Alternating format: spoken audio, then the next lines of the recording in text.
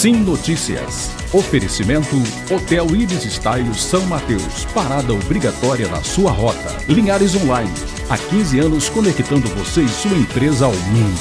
Mobiliadora Universal. 38 anos realizando sonhos. Em Linhares, embaixo do Mercado Municipal Centro. Olá, é hora de ficar bem informado. Começa mais uma edição do Sim Notícias e você vai ver o que foi destaque em Linhares e região. Veja na edição desta quarta-feira. Polícia conclui investigação sobre homicídio em Soretama. O suspeito do crime já está preso. Trabalho científico de estudante de Linhares será apresentado em Feira Internacional de Ciências no Paraguai. Segundo simpósio da Cacauicultura acontece em Linhares no centenário do cacau no município e mais. Por falta de recursos e efetivo policial, o DPM de Regência está sem funcionar mesmo após reforma. Confira também a coluna Agronegócios com Franco Fiorotti. Os avanços do novo Código de Processo Civil são os assuntos da nossa entrevista de hoje com o professor de Direito, Dr. Ricardo Vitalino de Oliveira, que veio de São Paulo para uma palestra aqui na região. O esporte você confere com Altemar Félix. Estas e outras informações agora no Sim Notícias. Linhares se vê aqui.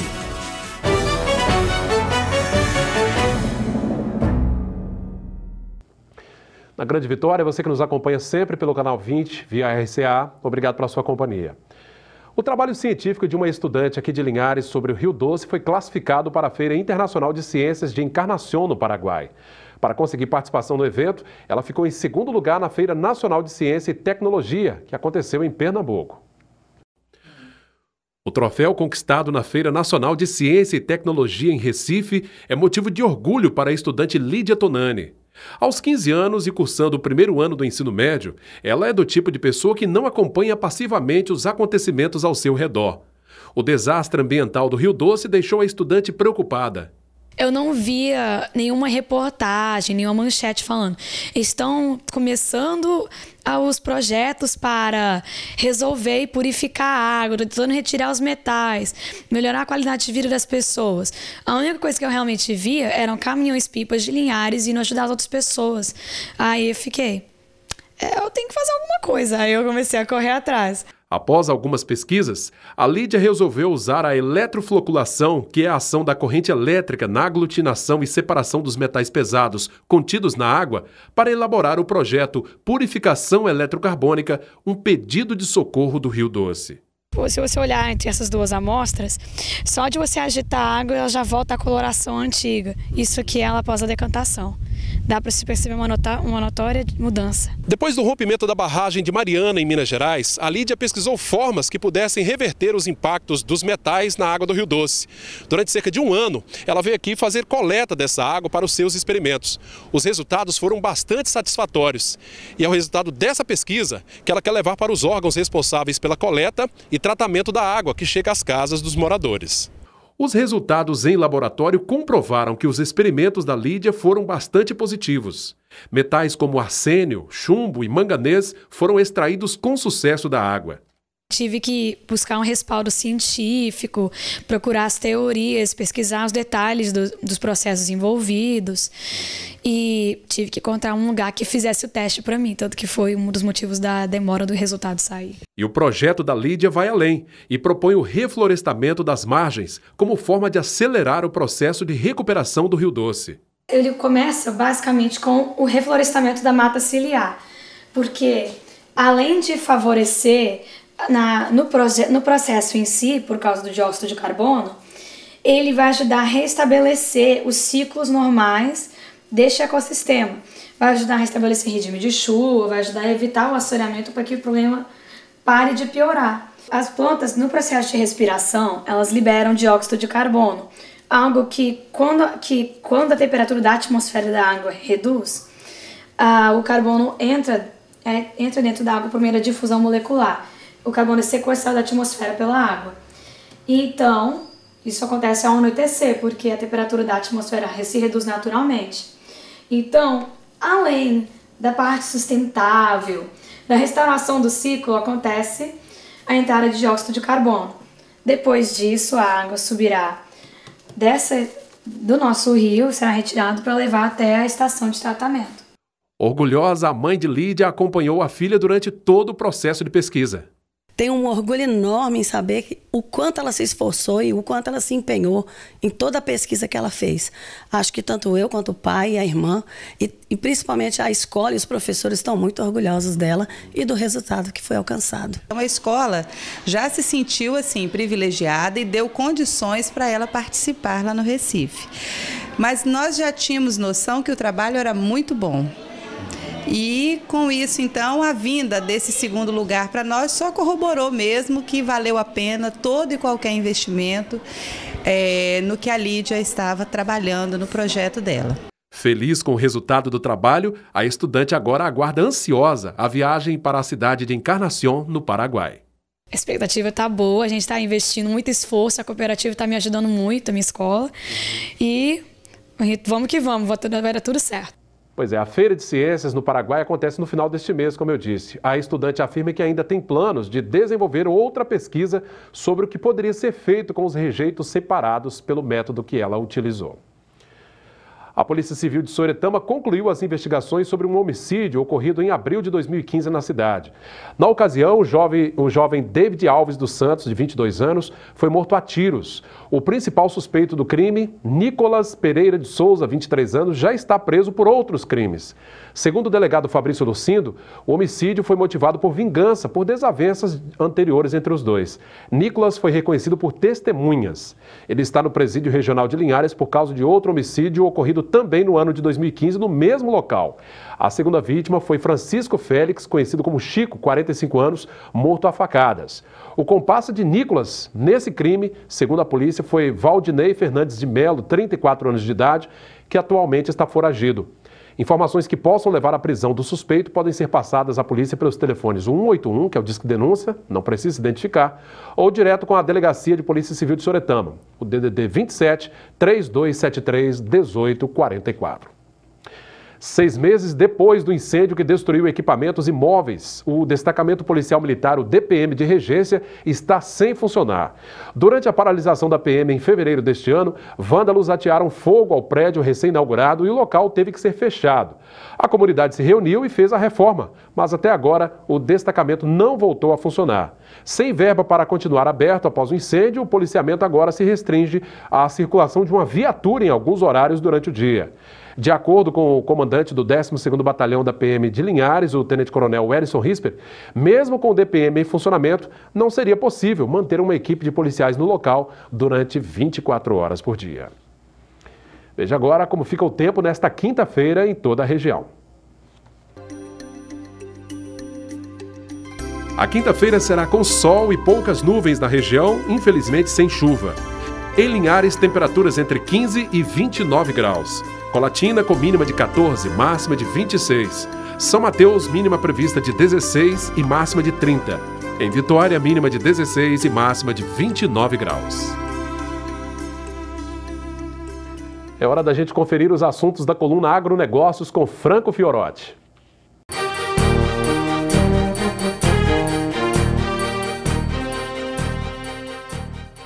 Linhares é conhecido mundialmente pela qualidade do mamão exportado para vários países. É o principal polo exportador dessa fruta no país há vários anos e movimenta a cadeia produtiva desta atividade. Mas outros produtos podem acessar a médio prazo os mercados internacionais também. 10 empresários rurais aqui do setor de chocolate, água de coco, cachaça, banana, mamão, peixe e macadâmia aderiram ao programa local de qualificação para exportação. Uma ação da Prefeitura de Linhares em parceria com a Secretaria de Estado de Desenvolvimento, a Apex Brasil e o Sebrae. O objetivo é que realizem um diagnóstico através de uma consultoria personalizada para verificar procedimentos internos e também externos que podem levar ao acesso ao mercado de outros países. É uma ação inovadora no município, essa adesão de 10 empresários do setor do agro, podendo ser futuros exportadores e ampliando a cadeia produtiva desses produtos aqui no município. E alguns que já exportam, como é o caso do mamão, poderão ampliar os seus mercados, movimentando o setor. Será mais geração de emprego e de renda na economia local e também regional. Obrigado, Franco, pela participação. Até a próxima semana. Daqui a pouco, depois do intervalo, você confere que começou em Linhares o segundo simpósio da cacauicultura, no primeiro centenário do cacau aqui no município. Já, nós já voltamos.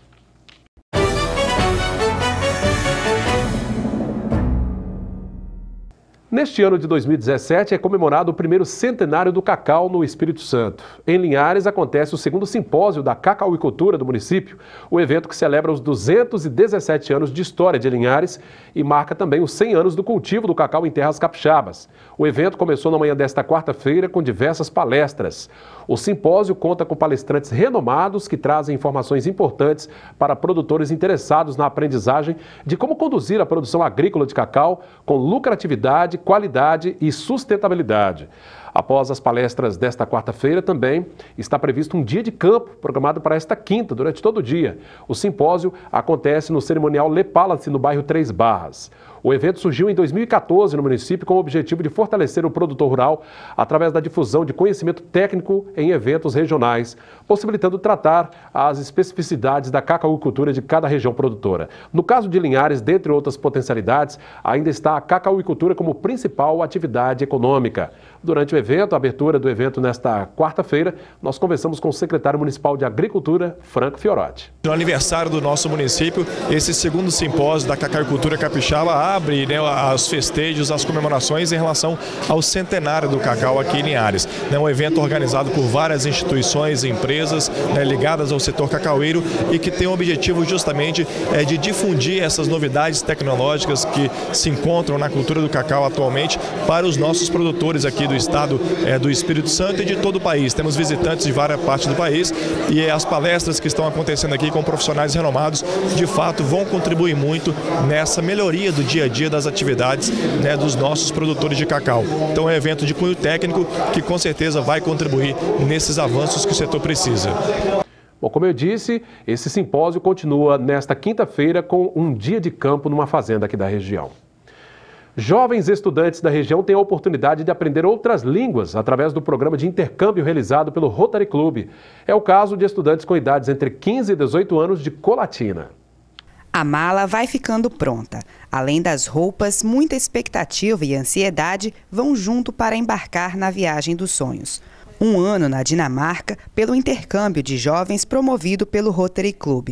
Este é o destino da Sônia, que enquanto a hora não chega, pesquisa tudo na internet. O objetivo é aproveitar ao máximo todas as oportunidades. Eu espero voltar bem mais madura, com uma cabeça bem mais aberta, com bastante cultura de lá, para poder passar para as pessoas aqui, com muita história e muitos amigos novos. E falando dinamarquês? Falando dinamarquês, com certeza. E foi assim que o Rafael voltou de lá no ano passado. Falando dinamarquês com uma carga cultural imensa e cheio de lembranças boas, foi como o Rafael voltou do intercâmbio há aproximadamente um ano. Histórias para contar não falta. Acredito que tenha sido uma experiência incrível, né, Rafael?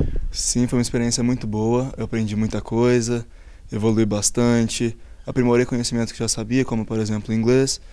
E eu sinto que foi uma experiência que mudou muito minha vida. Ele ainda teve a oportunidade de conhecer 9 países da Europa, além da Dinamarca. Recordações para a vida inteira, como mostra o blazer do intercambista. Cada bottom é uma pessoa ou lugar diferente que ele conheceu. Eu conheci a Alemanha, República Tcheca, Áustria, Itália, França, Bélgica, Holanda e Mônaco. E o intercâmbio acontece também para quem fica. Em contrapartida, com a ida do Rafael, a família dele recebeu em casa uma americana por 5 meses, a Samantha. Experiência cheia de aprendizados, como conta a Raíssa, irmã do Rafael. A experiência foi muito boa. Foi um susto, porque o primeiro contato aqui ninguém sabia falar o inglês. O único que sabia era o Rafael e ele estava fora já. E nós também não poderíamos falar o inglês, ela que tinha que aprender a falar o português. A cultura dela é bem diferente da nossa. Lá onde ela mora é frio o ano inteiro, então ela veio para Colatina, aquele calor. Aqui ela conheceu quase o Brasil todo, né? Ela conheceu o Nordeste todo, conheceu o Norte do Brasil todo, conheceu o Rio de Janeiro, conheceu Foz do Iguaçu, conheceu o Pantanal. Então, para ela foi maravilhoso, porque ela conheceu a cultura do Brasil todo e conheceu o Brasil todo. Todos os jovens entre 15 e 19 anos de idade também têm essa chance. Conhecer novas culturas, aprender novos idiomas e ampliar horizontes. O Rotary Club patrocina o programa em mais de 100 países, com o objetivo de transformar jovens em cidadãos do mundo. O intercâmbio de Rotary ele funciona da seguinte forma: o interessado, o jovem de 15 a 18 anos, que tem interesse em ficar entre 10 e 12 meses fora do país, deve procurar um clube de Rotary, preferencialmente na sua cidade, e esse clube de Rotary dará as informações preliminares de como ele pode se inscrever para o processo. E o principal objetivo do Rotary para esses jovens é aprendizado da língua, aprendizado da cultura, a unificação de país. Nós consideramos eles como embaixadores da paz. São pessoas que vão representar o nosso país, representar o nosso estado lá fora, mostrando um pouco da nossa cultura e aprendendo também a cultura dos outros países e trazendo para cá essas informações. E dessa oportunidade surgem muitos casos de sucesso, como o Tordan, que participou da experiência e foi para Taiwan em 2009. Após um ano já falando o idioma nativo, foi convidado para trabalhar como representante de empresas brasileiras em Taiwan. Lá, ele fez faculdade de comércio exterior. Foi aí que ele viu a oportunidade de empreender e se tornar um empresário por lá, vendendo açaí. Resolvi abrir uma empresa de importação, comecei a levar o açaí para Taiwan e de lá eu comecei a vender e distribuir para restaurantes locais. Pois é, aqui em Linhares também alguns estudantes participam desses intercâmbios, alguns já estão inclusive no exterior participando desse projeto do Rotary Club. Realmente uma iniciativa muito nobre, né? Agora a gente confere como fechou o dia o mercado do café.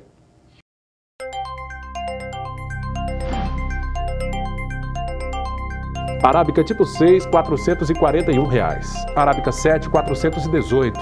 Conilon tipo 7 está valendo R$ 401 a saca. Os destaques do nosso esporte você vê com Altemar Félix. Muito bem, Cláudio Henrique, aos poucos a nossa agenda esportiva vai se formando para os próximos dias. Então, agende-se, meu amigo, para participar de competições ou prestigiar. Vamos lá, torneio de bocha. Vai ser no Clube Mata do Lago, no próximo dia 27 de agosto, depois do aniversário da cidade, né? Inscrições até o dia 25 de agosto na sede do clube. Procure lá o Marcelo Paixão. Taxa R$ 20 com direito a churrasco. Haverá premiação com troféus para os 3 primeiros colocados. Vem aí também o Pedalaço Memorial, vai ser no dia 22 de agosto, dia do aniversário de Linhares, horário a partir das 9 da manhã, largada e chegada, frente da Igreja Batista Memorial. Inscrições e informações, secretaria, telefone 3371-0736. A taxa é de R$ 20 com direito a almoço, já imaginou? Lá na roça? Que bom, hein? Percurso do centro da cidade à localidade de Perobas e é de 22 quilômetros. Prepare-se, prepare-se.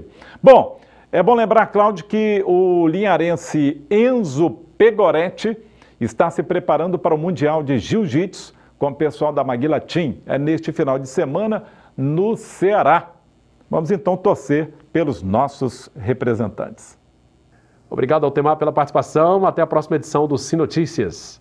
Depois do intervalo, eu converso com o professor de Direito, advogado de São Paulo, Dr. Ricardo Vitalino de Oliveira, que veio a Linhares e região para uma palestra durante esta semana e conversou conosco sobre os avanços do novo Código do Processo Civil que está em vigor no país. É daqui a pouco, após o intervalo. Minha gente, o Centro Educacional Damásio, em parceria com a Faculdade Casa do Estudante de Aracruz, está promovendo ao longo dessa semana discussões, uma intensa reflexão jurídica, né? Esse evento acontece em Aracruz, são várias palestras acontecendo ao longo dessa semana. Bom, nesta quarta-feira, o palestrante convidado é o professor da Damásio Educacional de São Paulo, Dr. Ricardo Vitalino de Oliveira, que veio ao Estado exatamente para conversar com as pessoas. Vai ser em Aracruz na noite desta quarta.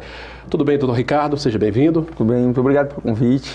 Doutor Ricardo, o senhor veio falar sobre o novo Código de Processo Civil, né, que recentemente foi atualizado em 2015, e também sobre o processo constitucional democrático e os reflexos no direito internacional. Bom, quanto ao primeiro tema, o nosso Código de Processo Civil atual, o que o senhor considera assim, mais importante? O que a gente avançou na última atualização de 2015? Olha, o Código de Processo Civil brasileiro atual foi editado e começou a ser aplicado em 2016. Ele tomou lugar de um código que era aplicado desde a década de 70, portanto um código criado pelo governo militar, que era muito rígido, bem ultrapassado, extremamente rigoroso, e que já refletia um país que ficou para trás. Um país autoritário, em que o Poder Judiciário, como parte do Estado, poderia impor sua vontade em relação às partes, sem nenhum tipo de transigência. Então nós temos recentemente a esperança e a promessa de uma racionalização da justiça, uma maior rapidez no julgamento dos processos e, principalmente, correções de fatores que preocupam muito o país em relação à prestação adequada, rápida e justa da atividade jurisdicional, ou seja, do julgamento de casos concretos. Pois é, a gente até falava aqui antes de iniciar a entrevista dessa percepção, e alguns juristas até comentam sobre isso, que o novo código, ele tem uma ênfase muito forte na conciliação, né? Ou seja, que esse processo não se prolongue durante muito tempo, que haja um acordo entre as partes. Ou seja, negociar e chegar a um acordo quanto antes, eu imagino que é o melhor a se fazer, né? Sem dúvida, né? Teoricamente, a atuação do juiz deveria ser a exceção. Mas no Brasil é a regra. As pessoas resolvem tudo no Poder Judiciário. Existem vários outros instrumentos, inclusive no âmbito do processo mesmo, que já está instaurado perante o juiz, para resolver conflitos, né? E não há dúvida que, por exemplo, quando as partes constroem uma solução em conjunto, essa solução tende a ser melhor cumprida e satisfazer a todos. Mais do que a conciliação, que seria uma única etapa prévia do processo anterior à atuação do juiz, hoje o novo Código de Processo Civil traz também novos institutos ou novas figuras que eram impensáveis no passado. Existe o chamado negócio processual, em que o juiz ele senta com as partes e, de acordo com características de cada caso concreto, e está autorizado pela legislação, juiz, autor e réu fixam regras próprias para achar uma solução mais adequada em razão da simplicidade ou da complexidade do caso, às vezes pulando etapas que a legislação prevê, ou às vezes ampliando o prazo de produção de provas em matérias mais delicadas. Nós tivemos um caso que mostra a importância dessa sensibilidade do magistrado, o caso da Samarco. O desastre aqui do Rio Doce. Pois, né? Exatamente, que no estado de Minas repercutiu de modo direto aqui no Espírito Santo. E um caso como esse exige do juiz sensibilidade, e hoje o novo Código de Processo Civil permite, de fato, que em razão dessas circunstâncias específicas se estabeleça mecanismos adequados para resolver de modo conclusivo com situações conflituosas como essa. Doutor Ricardo, a gente aqui na região, na região norte do Espírito Santo, temos inclusive um colegiado em Colatina que julga algumas ações na área civil. E a gente tem uma demanda muito grande, o judiciário reclama muito disso, de uma demanda excessiva, exacerbada, de problemas com fornecimento de internet, telefonia, instituições bancárias, ações muito repetidas em relação ao mesmo problema. Essas conciliações, elas sendo ampliadas, facilitariam e diminuiriam um pouco essa demanda do judiciário? Olha, relações de consumo, como telefonia, como internet, em geral, são relações complicadas de serem tratadas do ponto de vista jurídico. Por quê? Porque a advocacia é feita de forma de massa, ou seja, são ações repetidas tanto para as empresas concessionárias quanto para o Poder Judiciário, e ao atuar nessas ações, em especial os grandes escritórios de advocacia que cuidam representando as empresas, adotam posições padrões. E não levam em conta as circunstâncias específicas de cada localidade, de cada bairro. Às vezes o sinal da internet não chega em razão de uma característica específica. Não é tão simples quanto se pensa, né? E a conciliação permitindo que as partes sentem, negociem, conheçam as circunstâncias específicas de cada demanda, sem a intervenção do juiz, que tem técnicas próprias de decidir, permite que se construa situações... Cada um colocando suas razões. Exatamente. Né? Que se construa, né, soluções adequadas para cada caso. Perfeito. Doutor Ricardo, agora em relação ao Código de Processo Civil, em relação aos prazos, né, com essa atualização, aos recursos que no Brasil são, parece que intermináveis, né, vão recorrendo. O novo Código também modernizou nesse aspecto, assim, em relação a recorrer? Olha, o novo Código de Processo Civil, ele traz uma preocupação muito clara em acabar com a procrastinação processual. Né?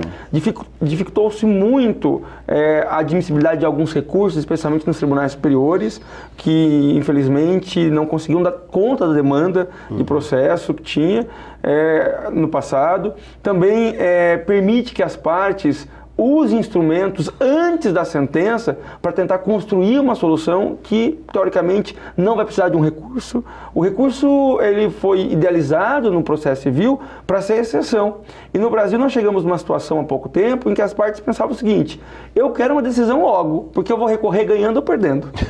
Isso não pode ocorrer. Então, de fato, nós temos a esperança com a adoção desse novo Código de Processo Civil, que ainda está nos seus primeiros anos de aplicabilidade, que os recursos tendem a diminuir, até porque não haverá apenas a dificuldade para interposição do recurso, e foi uma exigência atendida por parte do legislador, por parte do Poder Judiciário. Mas também haverá construção, nós teremos construções de soluções ajustadas pelas partes, que atendam às suas necessidades e que não vão precisar ser revistas pelos tribunais. O senhor não acha assim que ao longo do tempo, em função dessa desatualização da lei, houve também um uso assim exagerado de ações? Às vezes as pessoas, por um motivo às vezes banal, né, recorrem à justiça para poder resolver uma demanda que poderia ser dialogada, né? Olha, eu sou professor do Damásio, dou aula praticamente todo dia, mas também tenho escritório lá na capital, em São Paulo. E eu sempre explico para os meus clientes: olha, se eu fosse o autor ou réu dessa ação, eu tentaria várias outras hipóteses antes de levar a ação para o Poder Judiciário.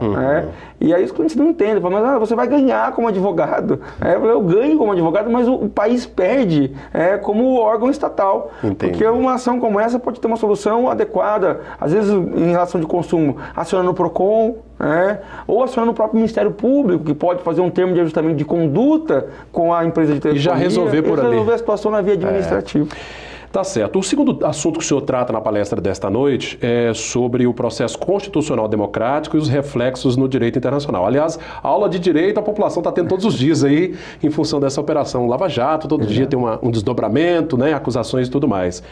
Qual o tamanho do impacto desses acontecimentos políticos, até na visão externa com relação ao nosso Brasil, o funcionamento do judiciário aqui? Olha, a maior preocupação hoje de quem atua no direito internacional é evitar que o Brasil seja condenado pelas cortes internacionais de direitos humanos, em especial uma corte que eu acho que muitos de casa devem ter ouvido falar ou vai ouvir em algum momento, que é a Corte Interamericana de Direitos Humanos. Essa corte fica lá na Costa Rica e ela fiscaliza e pode condenar o país, o Brasil, quando não se cumpre direitos básicos dos indivíduos. E um dos direitos básicos do indivíduo é o direito à duração razoável de um processo. Nós temos processos no Brasil que já se arrastam há mais de 30 anos. Isso é inconcebível, teoricamente. Então, a adoção desse novo Código de Processo Civil, a criação de uma nova cultura e mentalidade no Poder Judiciário, pensando na construção de soluções ajustadas, na diminuição de recursos, é uma esperança para que ações que poderiam ser intentadas para condenar o Estado brasileiro internacionalmente sejam minguadas, sejam arquivadas e o país encontre na justiça um mecanismo de pacificação social e não de perpetuação dos conflitos. Eu imagino que isso traz até um amadurecimento para a nossa democracia, não é, doutor Ricardo? Sem dúvida. Esse aspecto aí do direito. Eu me tornei professor de Direito Internacional por um acidente. Mas o primeiro contato que eu tive com o Direito Internacional mudou a minha carreira acadêmica. Eu tinha a ideia de que o Direito Internacional era algo que era muito distante da minha vida quanto indivíduo, era um direito que se passava no âmbito dos gabinetes dos presidentes da República, embaixadores, e não. Hoje as grandes mudanças na organização dos estados internamente elas advêm de conquistas internacionais.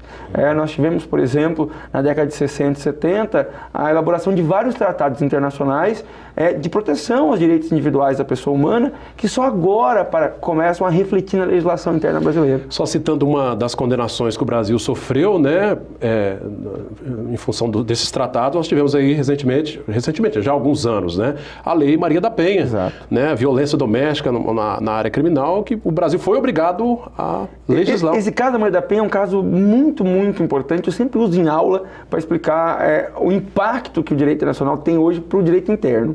Na verdade, existe até um detalhe muito, muito específico e que vai mostrar a força do direito internacional. Quando o Brasil criou a Lei Maria da Penha, o Brasil não havia sido condenado ainda.